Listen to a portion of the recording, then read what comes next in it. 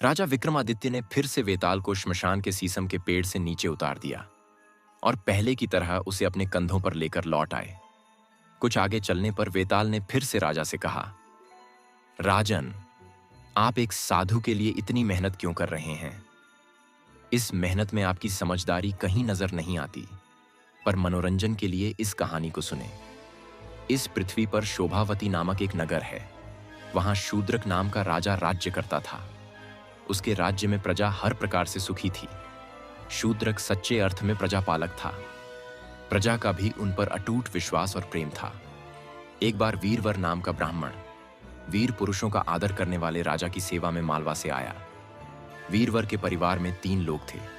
उनकी पत्नी धर्मवती, पुत्र सत्यवर और पुत्री वीरावती।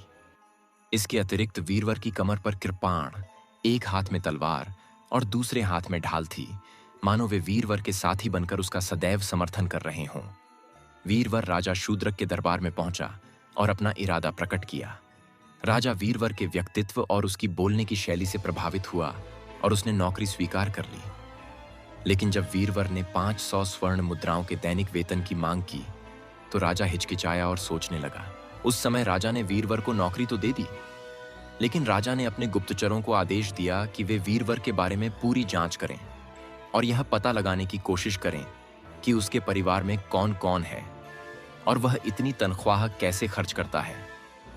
वीरवर नौकरी मिलने के बाद राजा के पास से हथियार लेकर दोपहर तक महल के सिंह द्वार पर खड़ा रहता था। बाद में राजा से प्राप्त सोने के सिक्कों में से 100 सोने के सिक्के वह अपनी पत्नी को घरेलू खर्च के लिए देता था। शेष 400 स्वर्ण मुद्राओं में से वह 100 स्वर्ण मुद्राओं के मूल्य के कपड़े, आभूषण और खाने पीने का सामान खरीद लेता था। शेष सुवर्ण मुद्रा में से 100 सुवर्ण मुद्राएं वह विष्णु और शिव की पूजा में खर्च कर देता था। शेष सुवर्ण मुद्राएं वे ब्राह्मणों और गरीबों को दान कर देता था। इस प्रकार वह राजा से प्राप्त 500 स्वर्ण मुद्राओं का उपयोग किया करता था। अंततः वीरवर अपने दैनिक कार्यों को पूरा करके भोजन करता और रात्रि को पुनः महल के सिंह द्वार पर हाथ में तलवार लेकर खड़ा होकर चौकीदारी करता था। जब राजा शूद्रक ने अपने गुप्तचरों से उनकी दिनचर्या के बारे में सुना तो राजा संतुष्ट हो गए। अब राजा वीरवर को एक श्रेष्ठ पुरुष मानता था और उसका सम्मान भी करता था, और राजा ने अपने गुप्तचरों से भी उसका पीछा करने का मना कर दिया। दिन तरह बीतने लगे। वीरवर ने भीषण गर्मी के दिन भी पार कर लिए। भारी बारिश के दिनों में भी वे सिंहद्वार पर डटे रहकर अपना कर्तव्य निभाते रहे। स्वयं राजा शूद्रक ने भी रात में कई बार गुप्त रूप से उसकी जांच की, लेकिन हर बार वीरवर अपने कर्तव्य के प्रति समर्पित पाया गया। एक बार जब राजा रात के समय प्रजा का हाल जानने के लिए महल से बाहर जा रहा था, तभी उसे कहीं दूर से एक स्त्री की रोने की आवाज सुनाई दी। उस महिला के रोने में दर्द, करुणा और दुख साफ झलक रहा था। राजा को आश्चर्य हुआ। उसके मन में आया, मेरे राज्य में कोई पीड़ित नहीं है, कोई गरीब नहीं है, तो फिर यह औरत कौन है और इस भयानक रात में इतनी भारी बारिश के में क्यों रो रही है? राजा को बहुत दुख हुआ। उन्होंने वीरवर से कहा, वीरवर, एक स्त्री का करुण क्रंदन सुनो। तुम वहां जाकर देखो वह कौन है और क्यों रो रही है। राजा की यह बात सुनकर वीरवर ने जैसा हुक्म कहा और कमर में कृपाण लगाया और हाथ में तलवार लेकर तुरंत वहां से निकल गया। रुक रुक कर बिजली चमक रही थी और बादलों की गड़गड़ाहट इतनी भयानक थी मानो कि अब भी आप फूट जाए क्या। ऐसे भयानक वातावरण में भी वीरवर को कर्तव्य परायणता से राजा की आज्ञा का पालन करते देख राजा को भी उस पर दया आ गई। वह भी खुश था, तो हाथ में तलवार लेकर छुपता छुपाता राजा भी वीरवर का पीछा करने लगा। आवाज की दिशा में आगे बढ़ते हुए वीरवर नगर के बाहर निकल गया। वहां झील के किनारे एक स्त्री को रोते हुए देखा। स्त्री बार बार कहती थी, हे वीर, हे दयालु, हे स्वामी, हे त्यागी, मैं आपके बिना कैसे रह सकती हूं। वीरवर को बड़ा आश्चर्य हुआ, तो उसने उस स्त्री से पूछा, तुम कौन हो और इस समय इतनी भयानक रात में क्यों रो रही हो? तब स्त्री बोली, हे वीरवर, मैं पृथ्वी हूं। इस समय मेरे स्वामी राजा शूद्रक हैं। वे धर्मात्मा हैं। आज से ठीक 3रे दिन उसकी मृत्यु होने वाली है। उनके चले जाने के बाद मैं उनके समान दूसरे राजा को अपना स्वामी कैसे बना सकती हूं? यही दुख है जो मुझे सता रहा है। उसी दुख से दुखी होकर मैं उसके और अपने लिए विलाप कर रही हूं। यह सुनकर वीरवर ने उससे पूछा, हे देवी, क्या ऐसा कोई उपाय है जिससे संसार के रक्षक राजा शूद्रक की मृत्यु रोकी जा सके? बताइए। वीरवर, तो देवी, जल्दी से मुझे वह उपाय बताओ ताकि मैं उस उपाय को क्रियान्वित कर सकूं, अन्यथा मेरे जीवन का कोई अर्थ नहीं रहेगा। यह सुनकर पृथ्वी ने कहा, वत्स, तुम्हारे समान वीर और निःस्वार्थी दूसरा कोई नहीं है। अतः तुम राजा की भलाई का उपाय सुनो। यहां से थोड़ी दूरी पर देवी चंडिका का मंदिर है। यदि तुम अपने पुत्र की बलि देवी चंडिका को चढ़ाओगे तो राजा की मृत्यु नहीं होगी और उसकी आयु 100 वर्ष हो जाएगी। यदि तुम यह काम आज कर सको तो अच्छा है, अन्यथा आज से तीसरे दिन राजा अवश्य मर जाएंगे। मैं आज ही यह कार्य पूरा करूंगा। तुम्हें आशीर्वाद है मेरा वत्स। इतना कहकर पृथ्वी अदृश्य हो गई। राजा, जो पास में छिपा हुआ है, उसने वीरवर और पृथ्वी का संवाद सुना था। अब वे इंतजार कर रहे थे कि वीरवर क्या करेगा। घर पहुंचकर वीरवर ने अपनी पत्नी धर्मवती को जगाया। पृथ्वी द्वारा राजा के लिए पुत्र की बलि देने की बात का वर्णन करता है। यह सुनकर वीरवर की पत्नी भी बोली, नाथ, स्वामी की जान तो बचानी ही पड़ेगी। आप तुरंत हमारे बेटे को बुलाओ, उसे पूरी कहानी बताओ। वीरवर ने अपने पुत्र सत्यवर को जगाया और सारी कहानी बताई।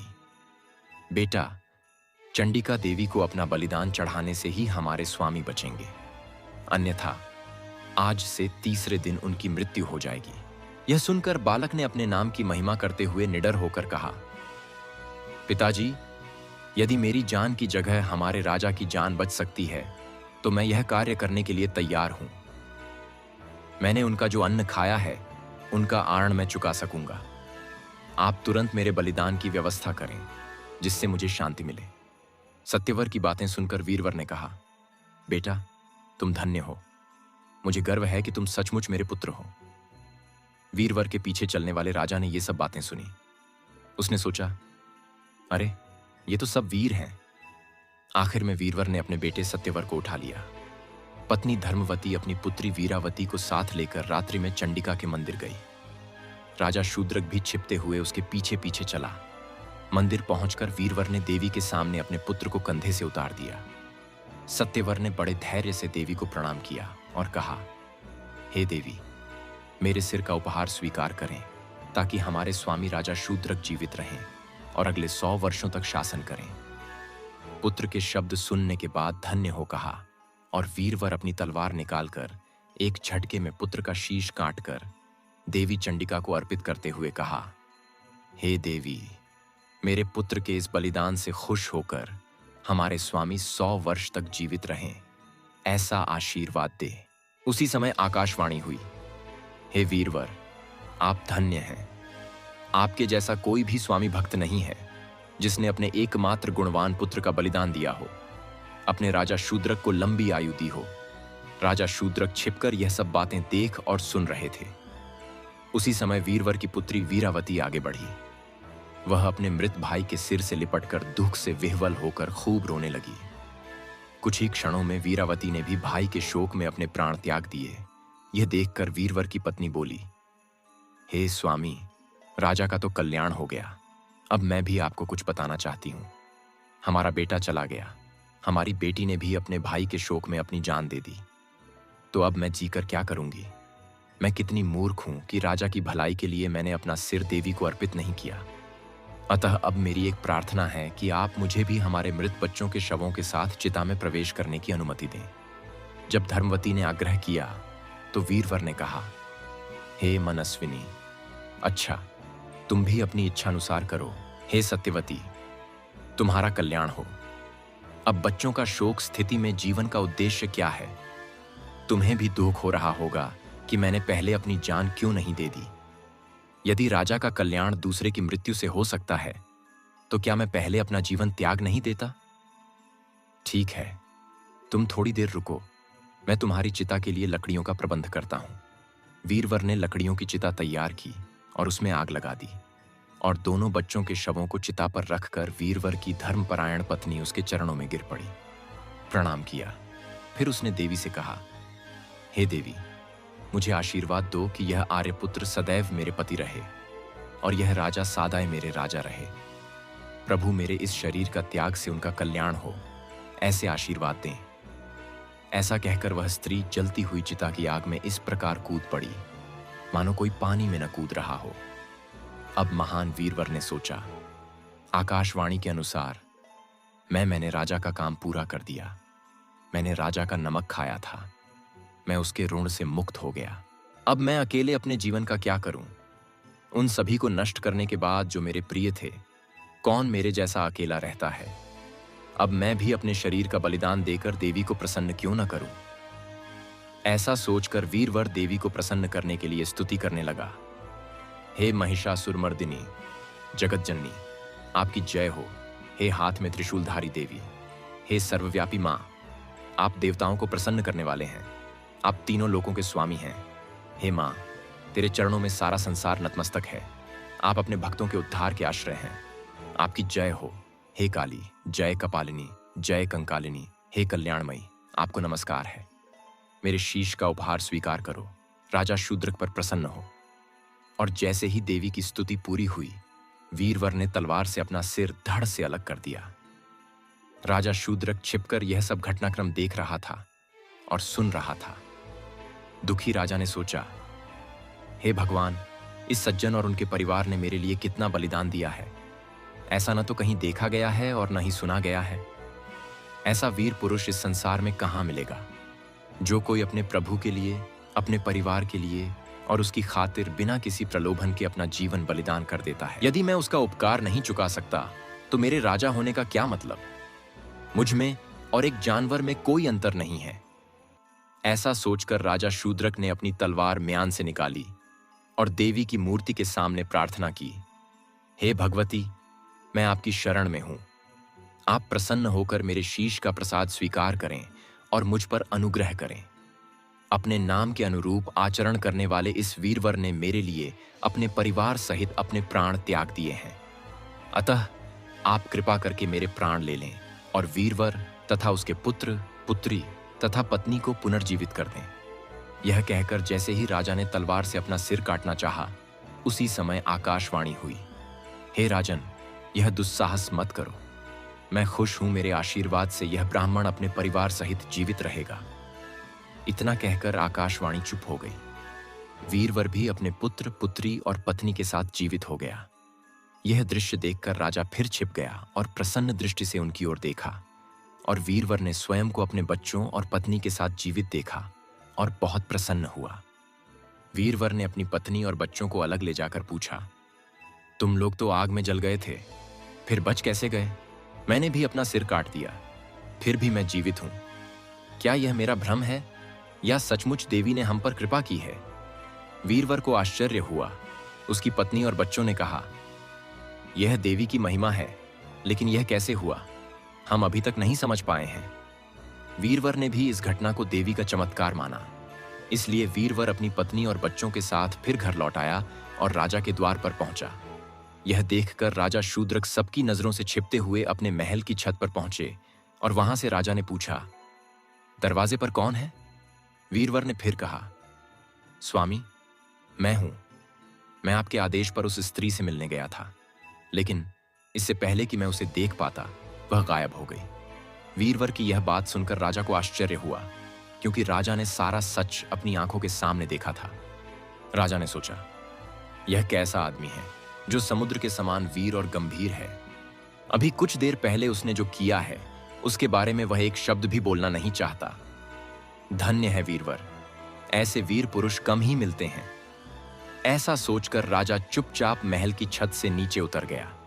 उन्होंने शेष रात्रि अंतपुर में बिताई। प्रातःकाल वीरवर राजा के दर्शनार्थ दरबार में गए। उसके कार्यों से प्रसन्न होकर राजा ने पिछली रात की पूरी घटना अपने मंत्रियों को बताई और पूरा मंत्रिमंडल आश्चर्यचकित रह गया। राजा ने प्रसन्न होकर वीरवर और उसके पुत्र को कर्नाटक का राज्य दे दिया। राजा से सारा राज्य प्राप्त करने के बाद राजा और वीरवर दोनों समान वैभव और पारस्परिक रुचि के साथ मित्र बन गए। इस प्रकार राजा शूद्रक और राजा वीरवर दोनों सुखपूर्वक शासन करने लगे। इस अद्भुत कहानी को सुनने के बाद वेताल ने राजा विक्रमादित्य से पूछा, हे राजा, इन दोनों में सबसे बड़ा वीर कौन था? यदि तुम जानते हुए भी उत्तर नहीं दोगे तो तुम्हारे सिर के टुकड़े टुकड़े कर दिए जाएंगे। यह सुनकर विक्रमादित्य ने वेताल को उत्तर दिया, हे वेताल, दोनों में सबसे महान और सबसे वीर राजा शूद्रक था। वेताल ने कहा, राजन, महानतम योद्धा वीरवर को नहीं बुलाया गया? उन्होंने राजा के हित के लिए स्वयं अपने परिवार का बलिदान दिया, अपना शीश बलिदान कर दिया। इतना बड़ा बलिदान दिया गया है। वीरवर के पुत्र सत्यवर ने भी वीरतापूर्ण कार्य किया। उन्होंने राजा के कल्याण के लिए सहर्ष देवी चंडिका को अपना सिर भी अर्पित कर दिया। सत्यवर बालक होते हुए भी वीरता का सर्वोत्तम उदाहरण प्रस्तुत किया। फिर आप शूद्रक को सबसे महान, सबसे वीर क्यों कहते हैं? जब बेताल ने पूछा तो विक्रमादित्य ने कहा, हे बेताल, वह बात नहीं है। वीरवर का जन्म एक ऐसे कुल में हुआ था जिसके बच्चे अपने जीवन, अपनी पत्नियों और अपने बच्चों का बलिदान देकर भी स्वामी की रक्षा करना अपना सर्वोच्च धर्म मानते थे। वीरवर की पत्नी भी कुलीन वंश की कुलीन थी और अपने पति को ही अपना एकमात्र भगवान मानती थी। पति के मार्ग पर चलने के अतिरिक्त उसका कोई धर्म न था। उनका पुत्र सत्यवर भी अपने माता पिता के समान था। कहते हैं, जैसा धागा होगा वैसा ही कपड़ा बनेगा। लेकिन जो राजा अपने सेवक के लिए अपनी जान देने को तैयार हो जाता है, उसी राजा को विशिष्ट कहा जाता है, वीर कहा जाता है और महान कहा जाता है। राजा की बातें सुनकर बेताल अचानक अपनी माया से उसके कंधों से उतर गया और फिर से गायब हो गया और अपने स्थान पर पहुंच गया। राजा विक्रमादित्य भी बेताल को वापस लाने का निश्चय करके वापस शीशम के पेड़ के पास चले गए। पूरा वीडियो देखने के लिए आपका धन्यवाद। चैनल को सब्सक्राइब करें और वीडियो को लाइक करें।